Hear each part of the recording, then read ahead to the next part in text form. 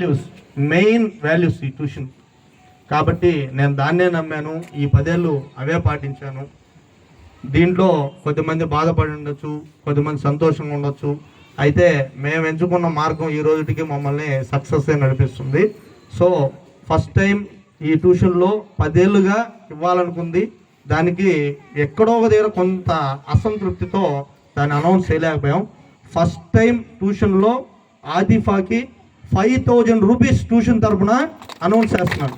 ఇది ప్రతి బ్యాచ్లో ప్రతి ఇయర్ ఎవరైతే topper student only marks base చేసుకొని కాదు, ఇక్కడ చెప్పాను కదా డిసిప్లిన్, ఒక్క చిన్న రిమార్క్ లేని స్టూడెంటు మాకు ఆదిఫా.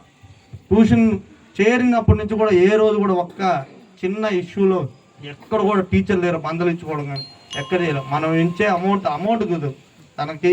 ఈ అమౌంట్ అనేది తను ఇంకా లైఫ్లో ఇంకా మంచి మంచి ఇలాంటి ప్రైజెస్ ఎన్నో తీసుకోవాలి.